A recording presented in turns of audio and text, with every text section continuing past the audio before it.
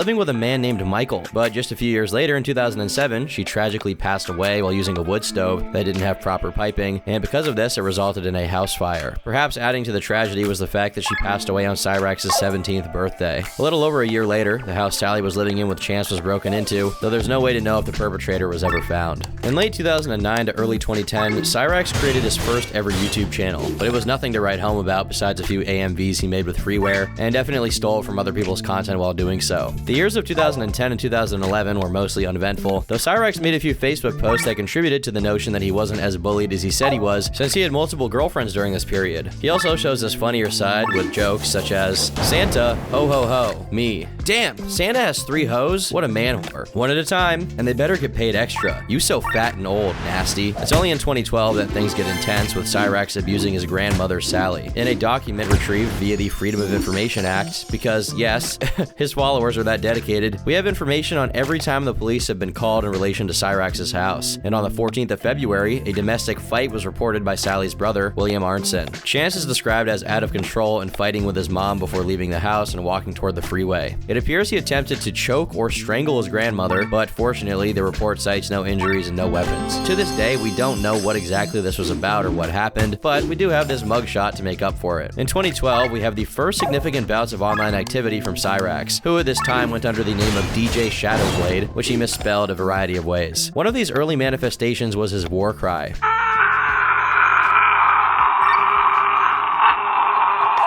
Supposedly, this was him beating Chester Bennington's record of longest scream, though what Chance did here hardly qualifies as a scream, more of I don't know. Sounds like me when the drive-thru takes longer than 3 minutes. A year later, despite being a whopping 23 years old and still in high school, we have a couple of videos from this time period, wherein he's doing basic parkour moves like handstands and wall jumps. Cyrax claimed he had a GPA that was just a couple of points short of 4.0 and was at the top of his class, but they didn't allow him to graduate because he didn't have a perfect 4.0 GPA and was too ugly to but they claimed he had a GPA period, where despite more of I don't know. Sounds like me when the drive-thru takes longer than 3 minutes. A year later, despite being a whopping 23 years old and still in high school, we have a couple of videos from this time period, wherein he's doing basic parkour moves like handstands and wall jumps. Cyrax claimed he had a GPA that was just a couple of points short of 4.0 and was at the top of his class, but they didn't allow him to graduate because he didn't have a perfect 4.0 GPA and was too ugly to graduate, so he eventually got kicked out of the school altogether. Another claim of his was that in this school, he was also severely bullied to the point where a bunch of students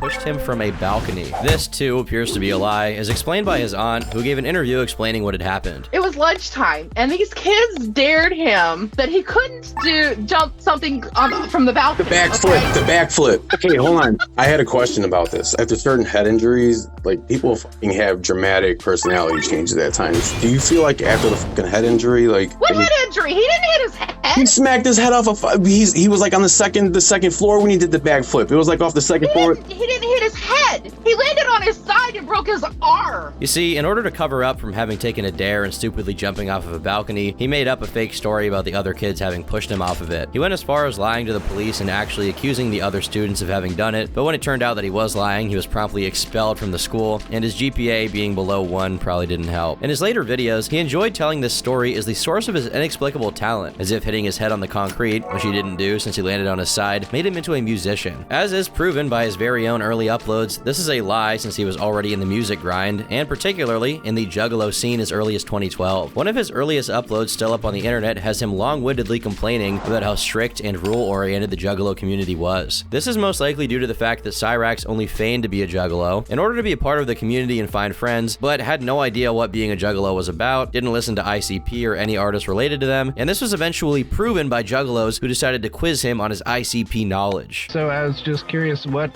was your first album that you got into the clowns? Believe it or not, dude, it was probably, I'm trying to think. I want to say either Jekyll Brothers or Riddlebox. I can't remember which one it was that got me in. So what did the cover look like? Really, dude? Do you know how many years it's been since I've listened to that shit? Still, it didn't prevent him from claiming he was in the family in the past decade.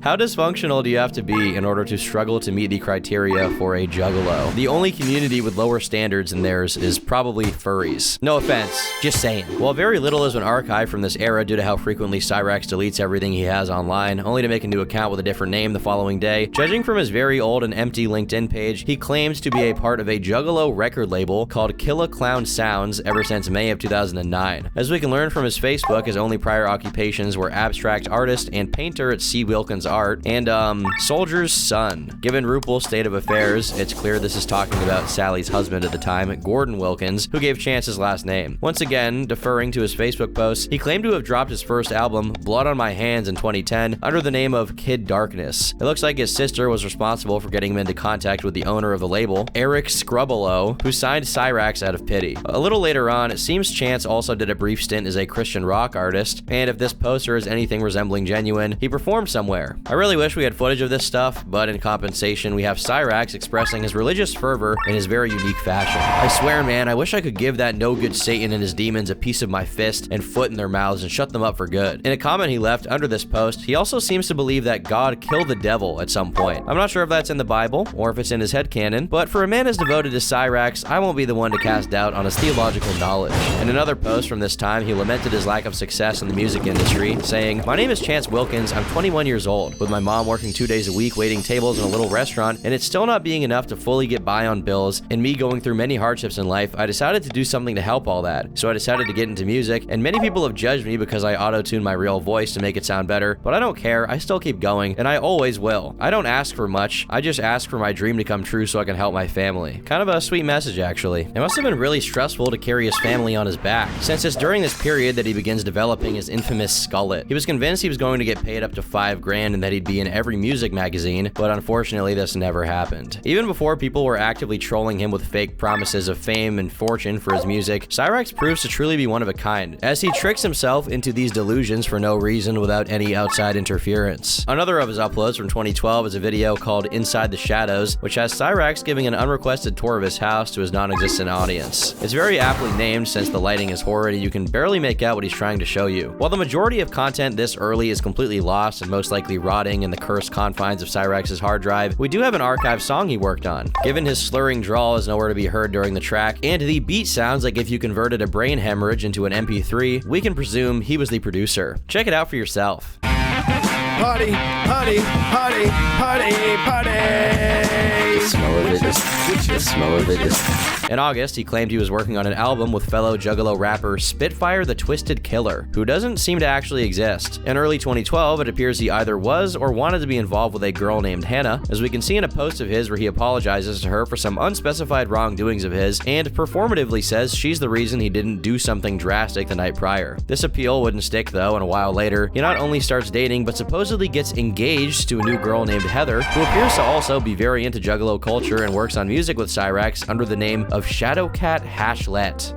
The names are so fire. In another music-related post, Cyrax posted what he calls lyrics, but given it was decently formatted and didn't have a typo in every other word, it's obviously a ripped poem from a guy called Mark Slaughter, which we know because he forgot to take out the copyright notice at the bottom. It's clear he was very invested in his Juggalo phase, but didn't know exactly how to express it. For example, in one post where he shared a picture of a little girl with progeria, his way of being nice to her was saying he considers her a juggalette. But music wasn't the only artistic venue of Cyrax, as in late 2012, he announced he was working on a manga series called Spectorbs, which was going to release in early to mid 2013, which did not happen. As time progresses, Chance becomes increasingly erratic. Perhaps because he learned the absolute basics of how to make music, it gave him an unrequited ego boost he had no idea how to handle. But early signs of the behavior he eventually became very well known for also started to show. We have this early 2013 clip of him addressing someone who apparently insulted one of his friends. Talking all this crap and shit. This guy seems to think I'm hiding behind words, but I'm not. You hear that, Aaron?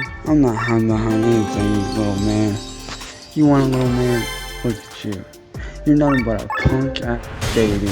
Hiding behind his own damn words, just too afraid to stand up to me like a real man. Anyone with decent online experience knows there's no greater waste of time than engaging in keyboard warriorism, not to mention the fact that people who are belligerent online tend to be trolls that you stand nothing to gain şirketinin yegane amacı mobil oyun piyasasına nazikçe girmekti. Ve bazı şirketler bu işi iyi yaparken bazıları da Electronic Arts'tı. Ama asıl fatura mobil oyun piyasasına kesildi ve bir noktadan sonra geliştiricilerin tek derdi olabildiğince para kazanmak olmaya başladı. Yapılan oyunların kalitesi de kimsenin umurunda değildi. En azından geliştiricilerin kesinlikle değildi. Günümüzde dahi mobil oyun piyasası gittikçe büyümesine ve devasa yatırımlar almasına rağmen oyunların kalitesi her geçen gün düşüyor. Ve insanın aklına eskilerine kadar güzel olduğu geliyor. O yüzden bu videoda çocukluğumuzun mobil oyunlarını hatırlayacağız ve ben de onları değerlendireceğim. Siz de o esnada bir çılgınlık yapıp like butonuna yumruk atabilirsiniz. Hangi dili konuştuğu belli olmayan lavuğun evini korumak için zombilere karşı Çanakkale savunması yaptığımız oyun. İşin ilginç yanı bu savunmayı bitkilerle yapıyor olmamızdı. Hatta müdafaya önce ay çiçekleriyle başlıyor. Onlardan kazandığımız puanlarla da farklı bitkiler ekiyoruz. En azından gündüz modunda işler böyle yürüyor. Geceleyin güneş olmadığı için bir bok kazanamıyoruz. Şu güneşin etrafı aydınlıkken çıkıyor olması zaten çok saçma. Hani ne gerek var, aydınlık zaten. Oyunun neden kült olduğunu anlatmaya bile gerek yok aslında. Basit ama sürükleyici bir gameplay, harika soundtrackler ve binlerce anı. Tartışmasız S. Oyunun bir de donate ağırlıklı bir adet ikinci bölümü ve daha da donate ağırlıklı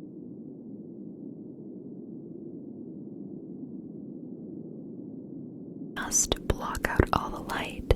It also has built-in whisper quiet Bluetooth speakers right inside the mask. They're soft, flexible, and comfy, even if you're a side sleeper like me. So you can listen to rain sounds, gentle music, or my voice while drifting deeper and deeper into sleep. And because it's fully adjustable, there's no pressure on your eyes, just cozy darkness and calming sounds. So, if you want to try it for yourself, you can head to the description box below and use my code RABBIT for 10% off your order.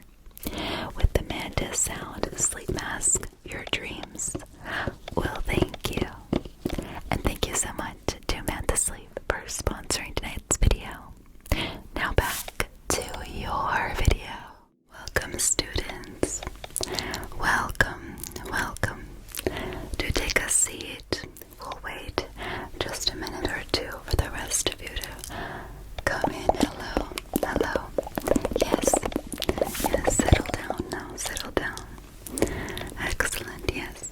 Go ahead and take a seat wherever you'd like. There's no assigned seating this year. Wonderful, wonderful. Okay. So, how are you feeling for your first class? Wonderful.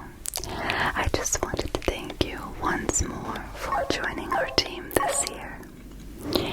Unexpectedly, our human subject had to go back to their planet. Something came up, a family matter, probably something private, but I didn't pry. So we had to come up with a whole new curriculum, and we decided to, as you know, wander a little bit and expand to subsection quadrant 88. So I'm very, very excited to introduce you to the glances, a species that is so very rare. Yes, I just wanted to thank you. Yes, we are ready to begin. Are you ready? Okay, I'll go ahead and introduce you. Hello everyone, hello. I recognize all of your faces. Wonderful. How are you all doing today? Excellent, excellent. So, as you all know, we are expanding this year into different sectors of the universe. Isn't that fascinating? So, today I have an extra special guest from Quadrant 88. I know a lot of you would have really enjoyed that. Good. Do we have anyone here from Quadrant 88?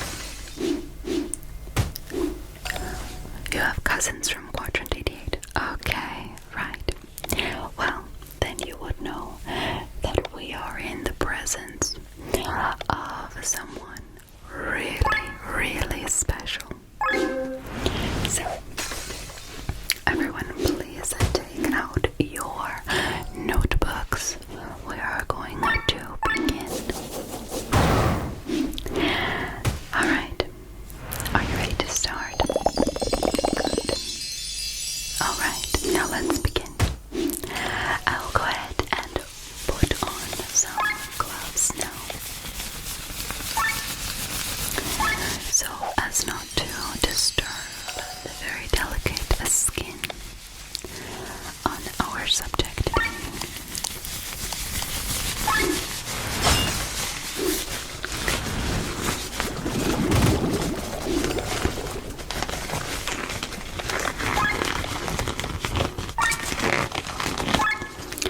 I'll give you all a couple of minutes to start up your recording devices if you would like to record this lesson for future study.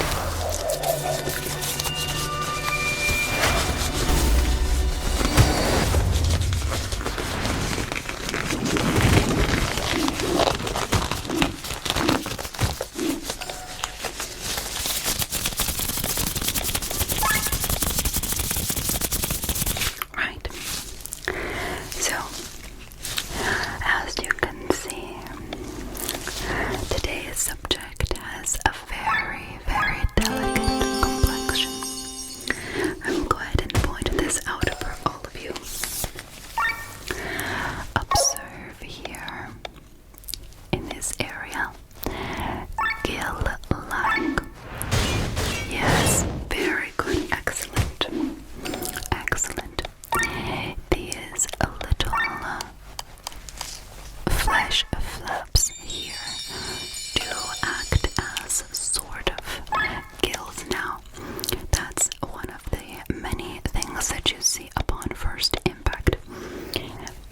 Yes, one of the many things that do stand out. Excellent job. Now, this species is able to breathe underwater.